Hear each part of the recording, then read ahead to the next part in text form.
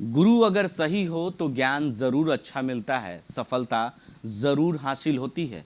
जी हाँ, ऐसा ही एक मिसाल हमारे साथ एक ऐसे शिक्षक हैं जिनका नाम पूरे बिहार में नहीं बल्कि देश दुनिया में भी जाना जाता है। डॉक्टर संजय सिंह जेएनयू वाले, इनका नाम काफ़ी चर्चा है। अगर सोशल मीडिया पर भी जाएंगे तो इनका नाम खोजते ही आपको पूरी इनकी जीवनी मिल जाएगी। इन्होंने क्या क्या बच्चों के लिए किया है, आज तक छात्रों की सफलता में कितना इनका योगदान रहा है, ये तमाम बातें उनके जिक्र किए हुए हैं सीएमई पटना के द्वारा, जो कोचिंग संस्थान है उसमें बच्चों को पढ़ाने का काम करते हैं। बीपीएससी इस बार जो रैंक आया है, बीपीएससी बिहार में सबसे ज़्यादा बच्चे सफलता प्राप्त किए हैं बिहार के, जिसमें से सीएमई पटना भी सफलता की सीढ़ी पर पहुंच चुका है।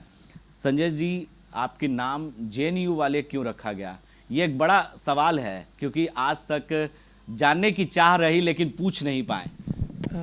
सबसे पहले तो आभार कि आपने हमें कुछ बोलने का मौका दिया, आपकी पूरी टीम को।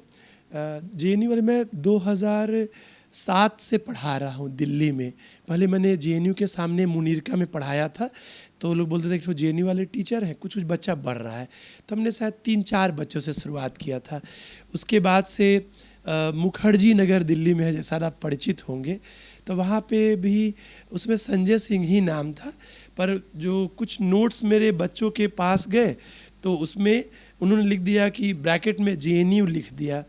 बाद में इसी नाम से 3-4 लोग थे, तो एक बच्चे ने कहा कि सर इस बार नोट्स बहुत अच्छा लगा, नहीं तो हमने मेरा नहीं था, वो संजय सर इलाहाबाद वाले हैं।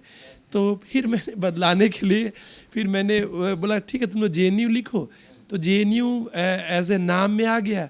और चूँकि मैंने वहाँ से पीएचडी किया और उस पीएचडी दौरान कुछ पढ़ाने का ही मौका मिला था, तो फिर एक सिनोनिम जैसे मेरे साथ जुड़ गया जेएनयू, तो अब सब लोग मुझे बोलते हैं संजय सर जेएनयू वाले। हाँ, तो बस यही बात है जी। संजय सर जेएनयू वाले एक बड़ा नाम है, एक बड़ा चेहरा है बिहार के लिए, और ख़ास तौर पर बिहार में अगर बीपीएससी की तैयारी करना हो तो सीएमई ज़रूर आए। इस बार बीपीएससी का जो रिजल्ट आया, आपके छात्रों ने काफ़ी सफलता प्राप्त की। ऐसे कितने छात्र थे जो आपसे जुड़े रहे और आज अंततः उनको उस मुकाम हासिल हो गई? देखिए, स्पष्टता से कहे तो अगर हम एग्जैक्टली बोल दें कि लगभग 150 पास किए हैं तो थोड़ा अनुचित हो जाएगा। परीक्षा की 3 फेजेस होते हैं, प्रीलिम्स है, मेंस है, इंटरव्यू है। तो कई बच्चे हमारे यहाँ जो थे वो प्रीलिम्स से हमारे यहाँ जुड़े हुए थे। कई बच्चे जैसे शुभम एक बच्चा हमको ध्यान में आया, और भी कई बच्चे ऐसे थे जो मेंस के कुछ प्रोग्राम से जुड़े हुए थे, और कुछ बच्चे ऐसे भी थे जो इंटरव्यू प्रोग्राम जुड़े थे। सब मिला कर अगर देखा जाए तो लगभग 150 के आसपास बच्चे हमारे से पास हुए हैं, जो कि हम लोग प्रामाणिकता से बाहर में आप देखेंगे, और सबका नंबर साथ लगा हुआ है जिसको जांच किया जा सकता है जी। तो देखिए, 150 बच्चे सीएमई से पास हुए हैं। ऐसी बीपीएससी की जो तैयारी करते हैं छात्र, आपके पास जो छात्र छात्राएं आते हैं, कई लोग ऐसे होते हैं जिनके पास पैसे की भी आर्थिक तंगी होती है, लेकिन उनके अंदर लगन होती है। और कई ऐसे बच्चे होते हैं जो पहली बार में सफलता नहीं प्राप्त करते हैं, दूसरी बार में मिलती है, तीसरी बार, 3 स्टेप तो मिलता ही है। लेकिन कभी ऐसा मोड़ आया जो बच्चों के साथ इस तरह के चीज़ों को फेस करना पड़ा? निश्चित रूप से अभी जैसा आप देखे होंगे कोविड के समय में कई लोगों के जो मतलब परिवार वाले जो उनको चलाने वाले थे, माता पिता में किनका निधन हो गया, तो हम लोगों ने प्रयास किया कि उसमें ऑनलाइन मोड चल रहा था कि जो भी ऑनलाइन के बच्चे किन्हीं के माता पिता अब नहीं रहे जो उनको देखते थे, तो उन लोगों ने पूरा निःशुल्क उनके क्लास का हमने व्यवस्था रखा। अभी भी ये कहने में गुरेज नहीं है कि हम संसाधन भी हमारे पास चाहिए। आपका चैनल चलता है तो आप भी एक साथ पूरी टीम काम करती है, तो पर हम लोग 2 स्तर पे काम करते हैं। एक स्तर पे व्हाट्सएप ग्रुप के माध्यम से, टेलीग्राम ग्रुप के माध्यम से जो गाइडेंस की चीज़ें होती है उसको हम लोग डालने का प्रयास करते हैं। और सब कुछ तो हम ये कहें कि सब कुछ हम निःशुल्क कर देंगे, वो भी संभव नहीं है। हमें संस्थान को भी चलाना है, इसका रेंट देना है और सारे काम है। हम दिल्ली से जितने अच्छे अच्छे टीचर उनको बुलाने का प्रयास करते हैं, पर इतना अवश्य है कि हम लोग अपने व्हाट्सएप ग्रुप के तहत में, हम लोग अपने टेलीग्राम ग्रुप की मदद से कुछ अच्छे गाइडेंस के, जैसे टेस्ट कई बार फ्री में करवाते हैं, उनको करेंट के अच्छे नोट्स देते हैं, गेस्ट टॉपिक्स दे देते हैं, कुछ नोट्स के मॉडल दे देते हैं। कोई बच्चा अगर क्लास करने आता है उसको 1-2 दिन अपना डेमो क्लास देते हैं, उसको जाने समझे, और कई बार कुछ नोट्स भी हम लोग देने का प्रयास करते हैं। जी, ऐसा बच्चे भी मिले होंगे जिसे समझ में क्लास में नहीं आया, तो उसे कैसे आप बाद में या एक्स्ट्रा क्लास देकर या किसी तरीके से जो आपसे जुड़ सके? जी, हाँ, ये बहुत अच्छा सवाल है। देखिए, हमारे क्लास में ऐसे नॉर्मली हम पाते हैं कि अगर टीचर अच्छे रहे तो उनको बेसिक से लेके ऊपर तक ले जाए। आज तो क्लास नहीं चला, राखी का थोड़ा बंद है, तो नहीं तो आप अगर मिलते तो उन लोग से ज़्यादा अच्छा इंटरव्यू होता, क्योंकि हम तो ऑब्वियसली अपना अच्छा बात करना चाहेंगे, बट उन बच्चों से अगर पूछेंगे तो उसमें से अधिकांशतः कहेंगे कि एकदम बेसिक ग्राउंड से लेकर के ऊपर तक लेने का प्रयास करते हैं, क्योंकि वहाँ पर पीएचडी वाले बच्चे नहीं हैं। कई बच्चे ऐसे जो बेसिक ग्रेजुएशन के बच्चे हैं, तो उनको इतना सिंपल बताने का प्रयास किया जाए कि उनको क्लास में क्लियर हो जाए। फिर भी कभी डाउट होता है तो क्लास के बाद पूछ सकते हैं। हम लोग व्हाट्सएप पे कोई बच्चा पूछता है तो ज़रूर जवाब देते हैं, और बच्चे बहुत ज़्यादा होते हैं। मैं नहीं बोल सकता हूँ कि मैं हर दिन बाद में बैठता हूँ, ये मैं झूठ नहीं बोल सकता हूँ, बट व्हाट्सएप पे कोई बच्चा सवाल पूछे तो जवाब देंगे। अगले दिन भी अगर कोई डाउट है तो हम उसको जवाब देने का प्रयास करते हैं। जी, इस बार जो आपने तैयारी बच्चों को कराया, जो छात्र लगे हुए थे, कितने ऐसे बच्चे थे जिनका इस बार जो है क्वेश्चन पूरी तरीके से मेंस में लड़ा? और दूसरी सवाल ये मेरी कि जो बच्चे पहले अटेम्प्ट में नहीं क्लियर कर पाए, दूसरे अटेम्प्ट में जब क्लियर हुआ तो कितनी खुशी हुई आपको? हाँ, बहुत अच्छा सवाल है। मैं जिस जगह पे आप इंटरव्यू ले रहे हैं, यहाँ पे 63rd बीपी, यहाँ पे नंबरिंग बाई चल रहा है, आप जानते होंगे। 63वीं का मेंस से हम लोग स्टार्ट किए थे। उसके पहले हम बोर्डिंग रोड में कहीं और पढ़ाते थे, और नया टोला में था, और दिल्ली भी मेरा था सेंटर। पर मेरे पापा जी का अचानक देहांत हो गया 2017 में, तब से मैं ज़्यादा फोकस हो पाया तब से। तो 63 में कुछ बच्चे जुड़े थे, उसमें से भी कई सफल हुए, जैसे कृष्ण कुमार जी डीवाईएसपी बने थे, राजकिशोर जी को बिहार वित्त सेवा मिला था, उसी दौरान में अर्चना जी का एसडीएम हुआ था। 64 में सीएमई ज़्यादा लोग जानते थे, 64 के मेंस के बैच में। और सच पूछे जाए तो इस बार जो रिज़ल्ट कई आए तो 64 के मेंस के बच्चे थे। जैसे अभी आपने पूछा कुछ मतलब प्रेरक बताइए जो आप हम मेरे इंटरव्यू से पहले, तो जैसे एक बबली कुमारी थी, तो हमारे यहाँ 64 में वो जीएस में पढ़ती थी, मुझे याद है, जो हमने आपको फ़ोटो अभी आपने देखा कि क्लासरूम के जो रिज़ल्ट थे उसकी तरह से 64 के कई बच्चे ऐसे थे जो 64 में पढ़े थे। जैसे अभी एक मतलब 2-3 बच्चे ऐसे थे जो 64 में मुझे याद आ रहा है, तो वो फिर 65 में उनका नहीं हुआ। और फिर जैसे हाँ, कल संदीप एक आए थे, उनका डीवाईएस में शायद 56वीं रैंक है, वो 64 में मेनली पढ़ते थे, और अब जाके रिजल्ट आया। जैसे संदीप की कहानी थी कि 64 में उनका 2 नंबर से नहीं हुआ था, 65 में उनका पीटी नहीं हुआ, और 66 में उनका अभी इस बार डीवाईएसपी मिला 56वीं रैंक। बबली कुमारी कांस्टेबल थी, उनका उस समय से संघर्ष की, 64 से पढ़ रही हैं। जो आपको फोटो आपने देखा वो अभी का नहीं था, 64 से पढ़ी थी, लगातार वो लगी हुई थी।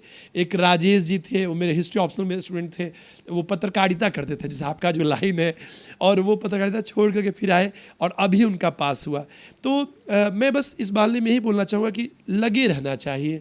और हम लोग भी दिल्ली गए थे तो तैयारी के लिए गए थे कि पिताजी बोले कि तुम्हारा आईआईटी नहीं निकला, तो डीयू में भी रामजस कॉलेज में था, 3 साल हिस्ट्री में टॉपर था।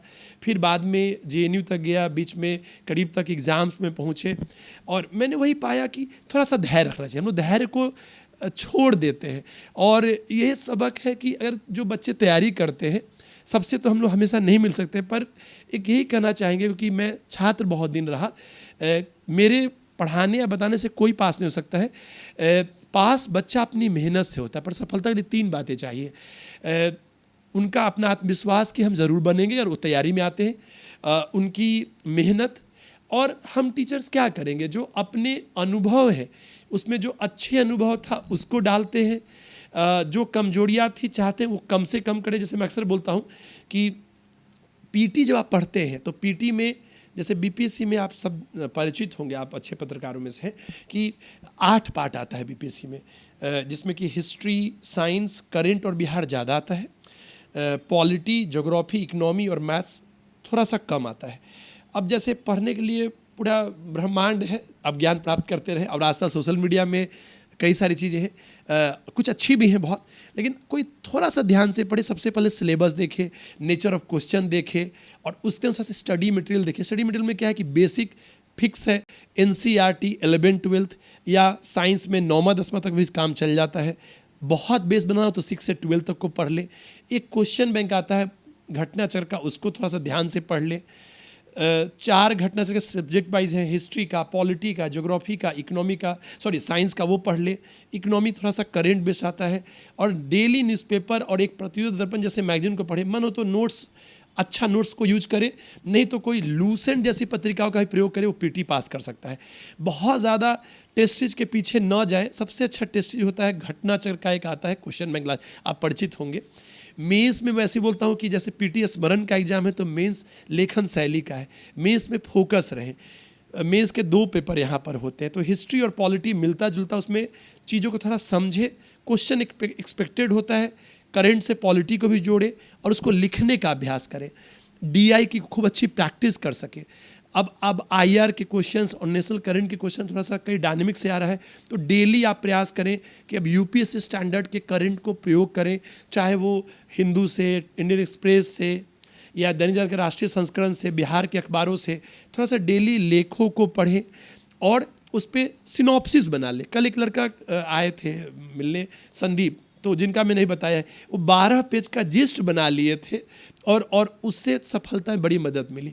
तो मैं बस यही कहना चाहूँगा कि प्रीलिम्स में स्मरण पर ध्यान दें, कम से कम किताबों को पढ़ें, जैसे एक question bank, 4 subject wise question bank और नोट्स नहीं तो लूसेंट। और मेंस में भी फोकस्ड वे से प्रॉपर नोट्स, बेसिक समझ, स्टैंडर्ड बुक्स, राइटिंग। और इंटरव्यू में अपने कॉन्फिडेंस का प्रयोग करें, चूँकि मैं अक्सर बोलता हूँ कि उनको ही अपने हिसाब से इंटरव्यू देना है। मेरी जो सैलरी रहेगी वही मैं बोल पाऊँगा। तो वो जैसे आपका भी नाम लकली आपने संजय जी बताया, तो संजय जी, मेरा भी नाम संजय है, तो बस संजोग है, तो संजयमयी हो जाना है बस, है ना। तो यही मैं समझता हूँ जी। संजय जी JNU वाले जी, मेरे नाम पे भी आ गया है, मेरे जुबान पे भी। तो सर, अंतिम सवाल, अगर आपसे जुड़ना हो और जो नए बच्चे हैं ख़ास तौर पर, वो उन्हें समझ में नहीं आ रहा है कि हम कैसे तैयारी करें, क्योंकि फर्स्ट टाइम होता है और बच्चे को समझ में नहीं आता है, तो आप तक संपर्क करने के लिए कैसे उसको पहुंचना होगा और उसको किस तरीके से तैयारी करनी होगी? छोटा सा सवाल। बहुत अच्छा, बहुत ये हम लोग का एक जो संस्थान का एक ऑफिस का नंबर रहता है, उसमें उस पर कॉल करते हैं। बहुत जगह पॉपुलर है, 70 70 440 701। और हमारे यहाँ भी प्रीलिम्स की तैयारी करवाई जाती है। पूरे ग्रेजुएशन के जो बच्चे होते हैं, फर्स्ट ईयर से लेकर के 3rd ईयर के बीच में, उनका एक फाउंडेशन कोर्स चलता है जिसमें कि पूरी बेसिक तैयारी करवाई जाती है। उसके अलावा जो मेंस के बच्चे हैं उनके लिए प्रॉपर आंसर राइटिंग और ओवरऑल जो चीज़ है उसकी तैयारी करवाती है। और फिर उसके बाद से इंटरव्यू की क्लासेस होती हैं, यही बात है। और उसके अलावा हमारे व्हाट्सएप ग्रुप, टेलीग्राम ग्रुप जो है CME पटना के नाम से, उसमें भी हम लोग निःशुल्क रूप से बच्चों को गाइड करते हैं।